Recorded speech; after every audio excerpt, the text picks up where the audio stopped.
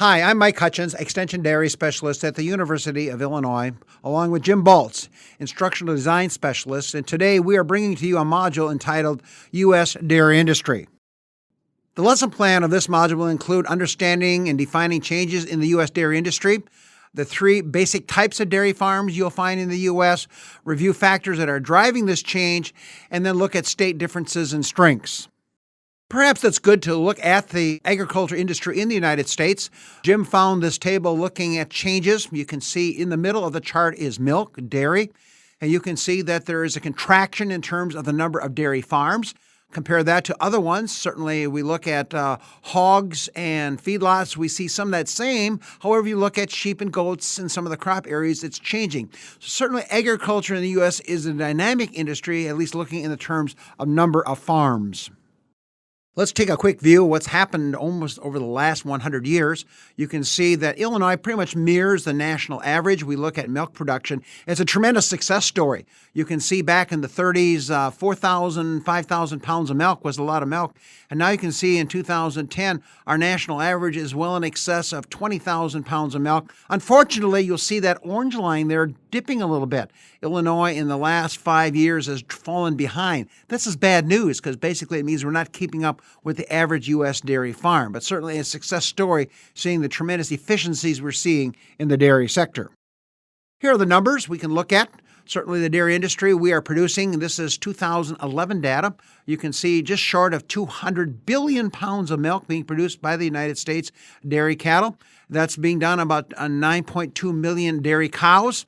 Certainly we are, and here's a key factor, we are exporting in 2011, 13% of our milk production is exported. And that's critical because it has a tremendous impact on the value of milk and milk prices. We have slightly over 51,000 dairy farms. This number continues to drop about 4 or 5% annually. The average milk production is about 21,000 plus pounds of milk. This increases about 2% annually. The average herd size in the United States is 179 cows, and that number increases, and more about that a bit later. And if you look at our dairy industry, I would see a blending what I call a 100 cow herds, which is about a family-sized dairy farm. 600 is a semi-load or a bulk tank full of milk that can be transported across the United States, and then kind of a common number around 2,500 cows per unit. And we have some farms, for example, in Indiana and Idaho, in which there may be 30 or 40,000 cows in that farm unit, but they're broken down into units of 2 to 3 to 4,000 cows. So bottom line is, dairy continues to be a big business in the United States. We look at the 2007 census. Here you can see each dot indicates about 2,000 milk cows, and very quickly you can see where the big dairy states are in terms of concentrations. Wisconsin, Minnesota, California.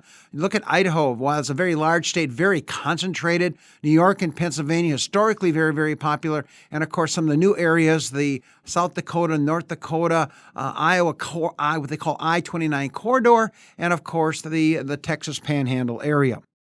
Jim then also took and looked at the farms with 200 or more cows per farm. Some people would say this is kind of the futuristic type dairy farms we're going to see here in the United States. And now you can see a lot of states changing in terms of where the dots were in a more concentration, finding primarily California, Wisconsin, some of the Texas areas as well. So certainly this tells a little different story as well. This is probably the most exciting one to look at because you can see the dynamics that are occurring in 5 years. And this data is a little bit older, but still shows that very powerful story that red dots are bad news. Simply means that we're losing cows. And you can see certain areas like Wisconsin, Minnesota, a drop in number of dairy cows. The blue dots mean there's increasing. And of course, you look in those states, there are blue dots too. So you can see there's movement of the dairy cattle. But again, you can see in California a real exodus down in that Los Angeles area, and these dairy cattle then move up into these other areas due to urban population and push. And again, look at that Texas Panhandle area, West Texas and eastern New Mexico. Just huge, huge numbers. Very interesting if you're going to serve or work with the dairy industry. You can see in this timeline here a net decrease of about 36,000 farms here. Jim then went forward to the next step, and you can see again, some of this pattern doesn't change much, but this is newer data. You can see that the dots change again at this stage of the game, some more concentration in those key areas. But look at the other bottom line number. There's actually an increase of 162,000 dairy cows. So certainly a change in the pattern of dairy cows. We'll come back and address that here in just a few minutes.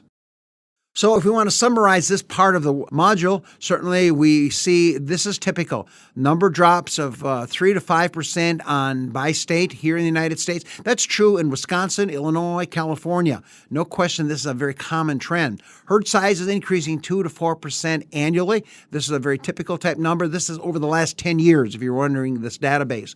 We should be dropping 1 or 2% annually, and you'll notice in the last several years, this has not happened. And that becomes the big challenge, that if we can't export that milk, that results in lower milk prices because we have surplus milk. The milk yield increases 2 to 3% annually. This may actually accelerate, as you'll hear more about in our class, genomics and finding higher genetic animals, some new management systems coming into play, and certainly as we see higher increases in cow numbers and herd sizes. Certainly, the cost of production really reflects the value of land. This last year in Illinois, land prices went up 15%, for example, in housing. How much housing do we need? Obviously, in Wisconsin, we have something called winter. You get in Florida, obviously, we don't need to have near the investment in housing. There are regional advantages with weather and labor, of course. And, of course, the other factors that's affecting the U.S. dairy industry is the consumer herself or himself. Lower fat products, the interest in organic and natural foods, the wholesomeness of food all come into play, and certainly certain states have different priorities and actions as well. So let's look what's going to happen to the milk price locally very quickly here in the United States this year and next year. Certainly the value of the U.S. dairy dollar. Why is that so important? Well, it comes right into number 2, and that is exports and what's the value of our milk products. The good news for the U.S., we have a relatively weak U.S. dollar, which means we can export our milk a little bit more efficiently than some other countries. Exports depend a great deal on world milk prices, and when New Zealand has a 10 or 12% increase because of extremely favorable pasture situations, obviously that has an impact on the supply of dairy products. The price of feed, especially corn and soybeans, has a dramatic effect all over the world because certainly here in the U.S. and South America, we are large exporters of corn and soy products around the world. Fuel prices, because obviously it impacts the cost of energy on dairy farms to produce crops and to transport those products around the world. Of course, any type of recession impacts the second point, exports. And certainly if we see some recessions here, that is going to have an impact as well. Right now, we are having elections, most of you recognize, in the U.S., and certainly there are differences in philosophy between who may become the next president in terms of what impact that could have on the price of food and on export policies and opening doors to exporting and importing products. Beef prices are critical, certainly because that affects cull prices. Historically, in the last several years, this has been very favorable, which encouraged cows to be culled. Right now, we're seeing a great increase in beef cattle going to marketplace slaughter because of feed prices, and that will impact dairy culling as well. And, of course, the number of replacement heifers. Sex semen has slowed down, but certainly that increases the number of heifers, which means it impacts the price of the heifer and the availability for future milk production. Perhaps herd size is an interesting picture. I know several of our students are in foreign countries. You can see, looking at 2006 to 2011, a dramatic shift. You can see what's happening here in 2011. We have over half our farms have less than 50 cows. They only produce 4% of the milk production. You can see if you go back 5 years, that milk production was over 6%. So there's a real shifting going on. Look at the numbers. You can see the smaller herd sizes dropping dramatically all the way down to under 500 cows. Look at the bottom line. Herds over 2,000 cows. According to the census figure, we have 800 of those herds that have more than 2,000 cows, but yet they are producing nearly 35% of the milk in the United States. So certainly that really drives the dynamics of where this dairy industry is going, at least at this point. Kind of an interesting PowerPoint indicates what Cornell looked at in 1995, projecting where the U.S. dairy industry was going. And while this is a busy slide and there's lots of numbers, the bottom line is they were correct. Notice that they were projecting in 2000, 100,000 dairy cows. In 2010, 46,000. We're at 51,000 in 2011, so we're very, very close.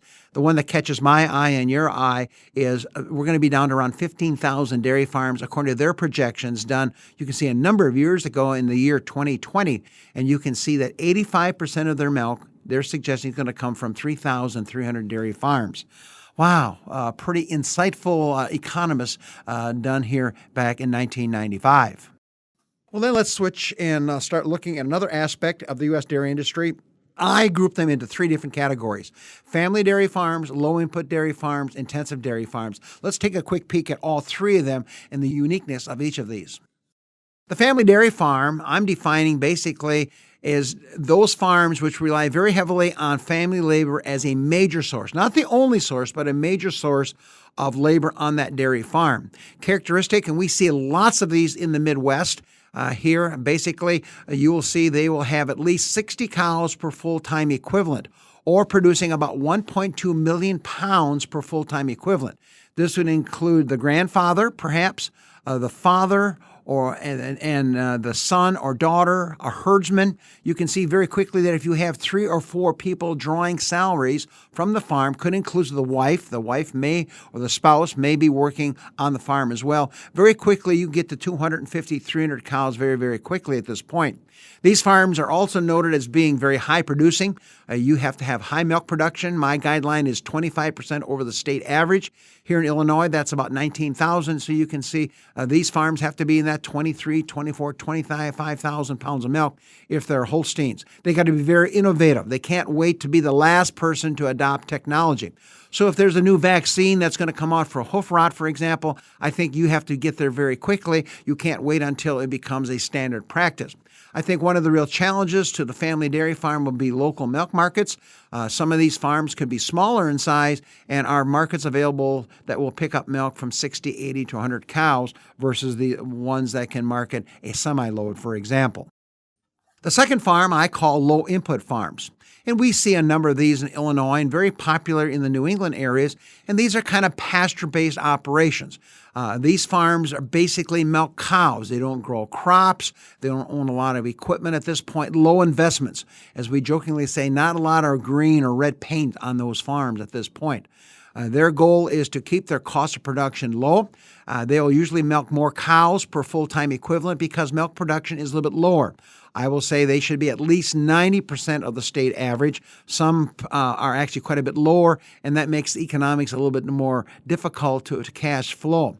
Their goal is cow management. Therefore, they spend a lot of time with cows, not a lot of time in the field. They are maybe buying a lot of their inputs, or if they are raising forages, they will have custom harvesters coming in to harvest this crop and custom people to plant the crop.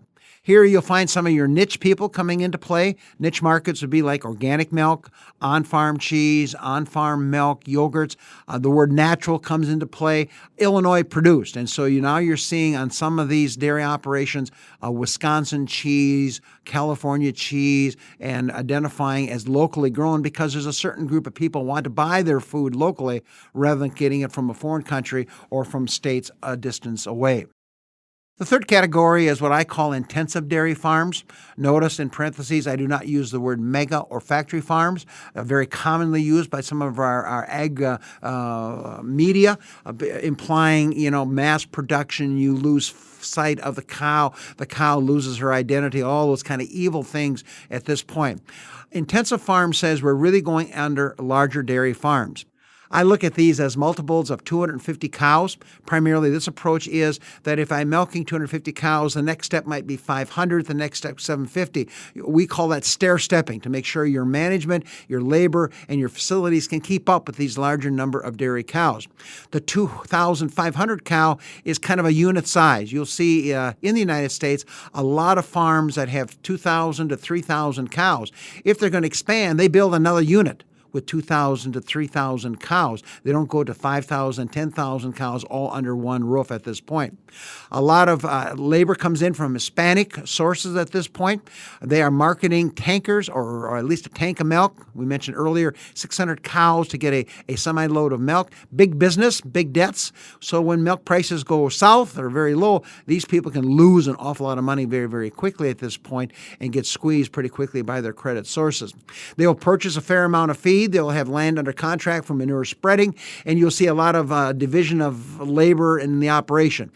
They primarily are milking cows. Cropping may be done by another group on that farm, or they're hiring that being done, or those crops are coming in. Young stock are normally moved off the farm, and manure management in many cases is done by big tankers coming in to handle the manure load on those farms. Let's take a quick look at the U.S. dairy industry compared to Illinois. Here you can see dramatic differences. So you have three columns. The orange ones are Illinois numbers. I'll let you read those. The ones that are real concerning to us. Number one is milk production per cow. We're below the U.S. average, significantly behind, nearly 3,000 pounds. That's a competitive disadvantage. You can also see the herd size tends to be smaller. That limits also some economies of scale. And only 810 farms now, which means we don't have a large number of farms, which certainly implies, will there be a new cheese plant? Will a new veterinary association or group come into the state? Will feed companies build a new mill here? Those are all important factors. We already talked the U.S. numbers. Over on the far right side in yellow are the number one. So you can see California produces the most milk. You can see they're producing 20% of the milk in the United States. They have the most cows. In terms of milk production per cow, Colorado, although the West Coasts are all very close, the average milk production, almost 25,000 pounds of milk. If you want to look at number of farms, much like Illinois, smaller herd size. In fact, their herd size is smaller than ours. 12,000 farms, though. That's lots of clientele. And, of course, the big herds are sitting in New Mexico. Just think about this. 2,350 cows is the average herd size. So certainly just very, very intense dairy farms. Well, this is a busy list, but this is something to think about, and that is, well, why would you want to locate in Illinois or the Midwest? And this list just lists what I see as advantages. And so if you're going to build a dairy farm, this is you'd kind of weigh and say, well, gee, I can raise lots of forages and corn here, good land base, economical resources here. You can come down through the list. Each of these would be advantages. And rather than take time, you can just kind of scan through these, that if you're going to locate a farm, these are things you would think about in terms of where you might locate a dairy farm here and why the Midwest will, I think, see continued growth depending on some of the factors we'll see here on the next PowerPoint. And of course, when you list advantages, there are always disadvantages. And certainly some of these you can manage around very, very easily. Milk yield per cow takes just better management, better genetics, and better nutrition to get the job done. You can buy cows. There's no reason you can only have to have 126 cows here in the state of Illinois. Cost of land could be a disadvantage, especially if you're going to try to have enough land to handle manure. But then again, remember, this land is very valuable. So this is equity. So as I said, we're not making any more land in Illinois. So if land is going up 15% in the last year or two, then obviously this could be actually an advantage, except when you're trying to buy. Another challenge would be economic alternatives. That's a challenge here in some of the Midwest areas, especially in Illinois and Iowa. If you stop milking cows, you can graze corn and soybeans, and that is economically very rewarding at this point. And then, of course, the investment per cow can be huge. If you're looking at an acre and a half per cow and land is $7,000 an acre, if you're looking at the cow, she's $2,000. You're looking at the farm facility, another $5,000 or $6,000 per cow. Very quickly, you can see a pretty big debt load coming on this dairy farm. Finally, let's wrap up with some older data from Cornell. Dave Galton shared this at a conference several years ago, but there's some huge messages here. Look at pounds of milk per worker. You can see from 500,000 or less all the way to over that 1.1 million. Look at the bottom line. The one number I'm looking at is the return per person on that farm. And you can see these big farms generate over $40,000 for return to labor on that farm. However, you can see the smaller farms, that number gets around $20,000. That's a huge, huge number. You can also see that the adjusted net earnings per cow favors certainly these higher amounts of milk being sold per full-time equivalent. I think that's a take-home message, certainly. So you can come to Wisconsin or Illinois and milk cows, but remember, 1.2 million pounds per full-time equivalent. So don't come in with 3 or 4 people wanting to milk 60 cows. It just isn't going to cash flow. Another way to look at this is herd size, and notice that these are fairly modest herd sizes. Again, you can study this. There's lots of messages as you go across. There is a bias in this slide. You can see milk sold per cow. Obviously, the bigger herds have higher milk production, but that's not a bias. That's real world. One of the highest milk production herds in Illinois is our 3,000 cow dairy herd out of 800 herds. So that's almost a factor that you have to factor in. Look at the bottom line, return on assets. So you can see in this 5-year study, and this is back in the 1990s, you can see with the larger herd sizes had almost 3 times the return on assets. So if dairying is a business, and it is a business, certainly that becomes an important factor as well. So here we go. Always have to have biases. Here comes Hutjens model predictors. It says you're going to stay in the dairy business. It'll be your decision, not the banker, not dad or grandpa's decision. You'll remain there if you have any one of these factors. A large dairy herd, over 600 cows. If you have a family dairy farm, you have at least 60, if not 80 cows per full-time equivalent. Or you're going to go to low-cost dairying model and milk maybe 100 to 120 cows. The question is, make sure you know what model you are going to use, and then make sure your facilities, your cow numbers, your production matches that. The next group I call is last generation farms. These are farms that are not getting the 1 million pounds per full-time equivalent and are older facilities. And we have a number of those in Illinois and Wisconsin and Minnesota and other parts of the United States, in which the next person coming in is going to put $5 or $10 million into the facility because it's wore out, it's antiquated, it's too labor intense, it's not modernized, as we would say. Then I have a third model, and that is some of these people don't realize it, but they're out of the dairy business. In other words, those farms that have a very high debt load. Hord's Dairyman uses a number like $3,000 to $5,000 debt load per cow, assuming the cow has to carry that debt load, not corn and soybean sales, and certainly those farms that are below state averages in terms of milk production. So in summary, what did we learn in this module? We've discovered that certainly in the U.S., it's going through a transition, and this will continue. Number 2, there is money to be made in the dairy industry. It's a viable industry to either be part of or support or cater to here in the United States. And certainly dairy managers and agribusiness personnel need to be defined what will their dairy business model actually be. Well, that completes our module for today. Come and visit us at our various websites listed here. So Jim and I say thanks. Have a great day.